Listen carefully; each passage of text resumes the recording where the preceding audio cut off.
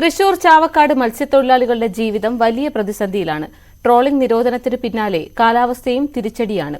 ചെമ്മീൻ കയറ്റുമതി നിലച്ചതും ഇരുട്ടടിയായെന്ന് തൊഴിലാളികൾ പറയുന്നു.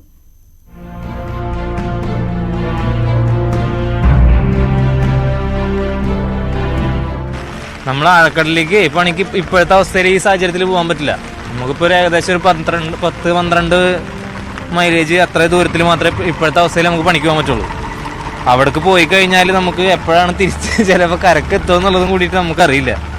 പ്രതികൂല കാലാവസ്ഥയിലും കടലിൽ പോകാതിരിക്കാനാകാത്ത സ്ഥിതിയിലാണ് മത്സ്യത്തൊഴിലാളികൾ. അരി വാങ്ങാൻ മറ്റു വഴിയില്ലാത്തതിനാൽ അറിയാവുന്ന തൊഴിൽ ചെയ്യുകയാണ് ഇവർക്ക് മുന്നിലുള്ള ഏക മാർഗം.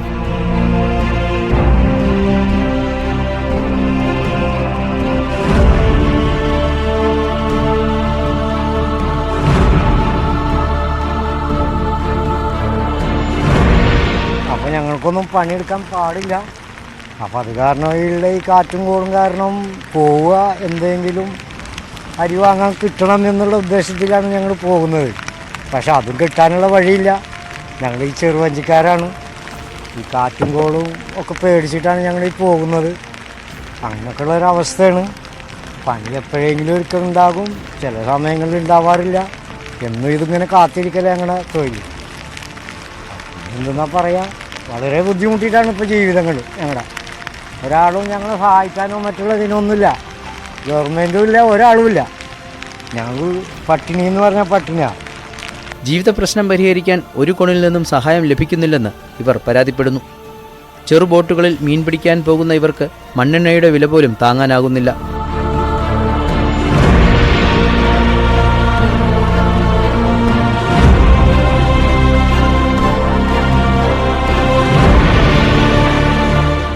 മത്സ്യത്തൊഴിലാളികൾ ഭയങ്കര ബുദ്ധിമുട്ടാണ്. അത് സർക്കാരൊന്ന് കണ്ടറിഞ്ഞ് തന്നാൽ മതി, അത്രേ പറയാനുള്ളൂ.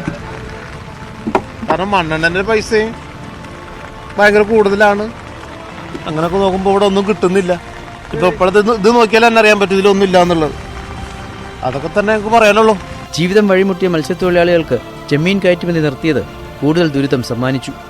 ഈ ചെമ്മീനൊക്കെ കയറ്റുമതി ഇല്ലാത്ത കാരണം കൊണ്ട് വളരെ ബുദ്ധിമുട്ടാണ് എല്ലാ ആൾക്കാർക്കും. പിന്നെ ഇല്ലാണ്ട് നമുക്ക് കടലിൽ ഉള്ളിലോട്ട് പോകാനും പറ്റാത്തൊരവസ്ഥയാണ്. ഈ കാലാവസ്ഥ ഇങ്ങനെ നിൽക്കുന്ന കാരണം കൊണ്ട് വളരെ ബുദ്ധിമുട്ടിയിട്ടാണ് പോയിട്ട് വരുന്നത്. അപ്പം അങ്ങനെയൊക്കെ വളരെ കഷ്ടപ്പാടിലാണ് ഇപ്പോൾ എല്ലാ മത്സ്യത്തൊഴിലാളികളും ജീവിക്കുന്നത്.